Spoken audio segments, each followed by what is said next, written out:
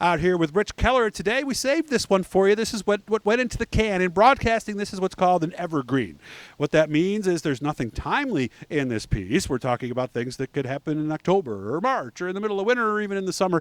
So we're here today out in Clay. On the other side of the river behind Rich is Pennellville. Rich, of course, known for racing in this area. Started in 1990, ran street stocks, pure stock, sportsman, IMCA, a lot of stuff like that. But this one is not what we're going to talk about racing. I had a little gig for a while as a producer and director at WCNY. The local PBS affiliate. And we used to have a daily show we did. At first, it was called Upstate Morning. It was 9 in the morning. Later, we moved it to later in the day, which you know I liked, 12:30 to 1:30. Rich is laughing because he knows I don't get it before noon. So he's like, yeah, Doug at 9 in the morning. I'm not believing it unless I see it. But I used to have to come up with 5 segments a week, and I found Rich Keller to be one of my better guests. And I'm guessing, well, what do you think, Rich? Was it maybe a dozen or maybe more times that you were in as a guest? Oh, it would have to be at least a dozen, Doug, I would guess, probably. Mm-hmm. Yeah, at least. He was right down, was it a Midas? Or Monroe. Monroe, okay. Yep. It was a muffler place, I remember. And what was it like? What would you think when I first hit you with idea? I think the first one was like a summer vacation and getting your car ready to travel or something. What were your thoughts when I came in and said, I think you'd be a good guest, Rich? I was kind of excited about it, actually, being, as a store manager at the time and a shop manager and in the automotive industry for, pretty much my whole adult life. I was excited when you presented because there's a lot of people out there that don't have that knowledge of what to do or what they should do, and bringing that information to the public was pretty valuable, as you and I discussed, and that was the basis around that show. So when you walked in and asked me that, my initial thought was, this is probably going to be pretty cool. Okay. Was it?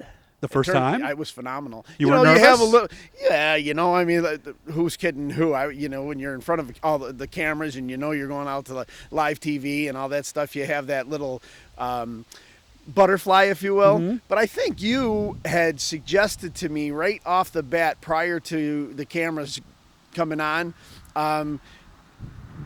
you're talking to the cameras and, they're just out there, getting some information. So, relax and be yourself and give them the best information you can. So that was extremely valuable from you. And so right from the onset, I think that's probably why we did so many and they worked so well. Did you get good sleep the night before? Because I've seen some people come in. Remember, you had to come in an hour beforehand. Yeah. And I could just see the look on their faces and know they didn't get a wink of sleep the night before. That wasn't you even the first time? No, not at all. No? I'm pretty comfortable in front of people anyway. Mm-hmm. So, that's my business and it always has been. So that part of it, no. I was more excited, like a little kid getting to do get a new opportunity. So that was. Yeah, and then you wait in the green room for a while and you watch the show up till that point. Yeah. And so the first time coming in the studio, was it what you thought it was going to be?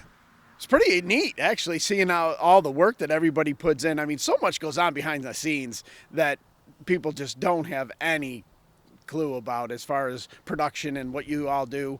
That was pretty fascinating. Actually, it was pretty cool. Mm-hmm. Were you nervous when they put the mic on you and that kind of stuff? Did it start to become, oh no, this is happening? Nah, no, let's Showboat. Nah. Okay, all right. No. What did that do for you? Did you get reactions from your friends and maybe other people in the automotive business from that? Yeah. Now we're talking, a while ago. Yeah, pre-social media, all that stuff. Yeah. And so, people reaching out to you was a little bit different. We're almost back when there was pagers and that kind of stuff, right? It's true. So people reached out and, hey, I saw you on TV and da-da-da-da. You're a big TV star now, big time, Mm-hmm. ooh, la-di-da-di-da. Mm-hmm. The busting on kind of thing was really fun. Oh, what kind of stuff did they bust on you about then? Oh, just, the typical, you're a big movie star now. Yeah, we ain't going to be able to talk to you now. You're going to be higher up and, just the fun stuff.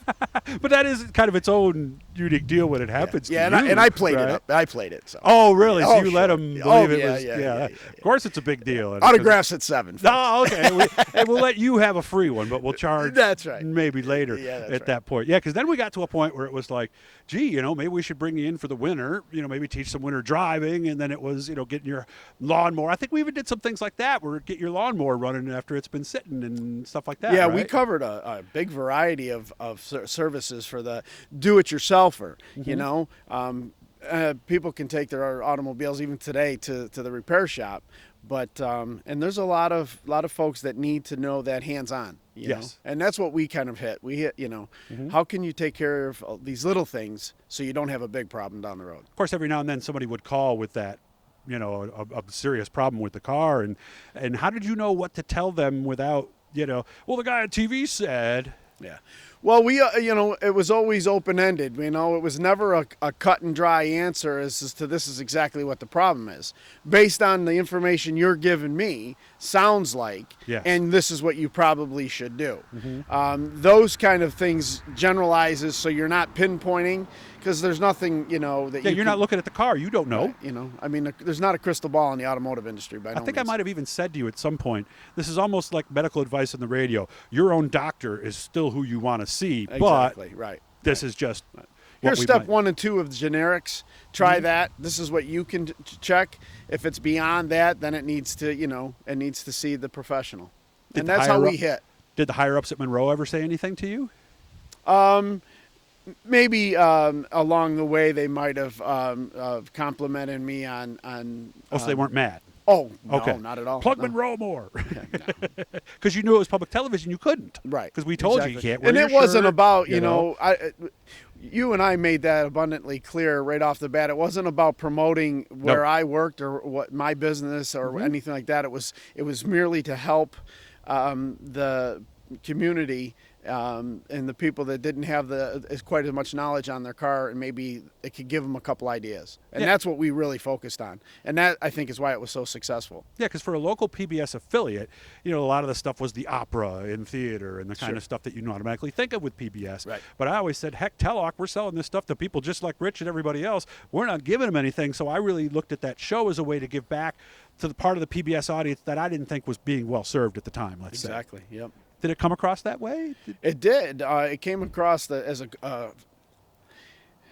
I think what we tried to do, as far as the format is we tried to make sure that it was a informational.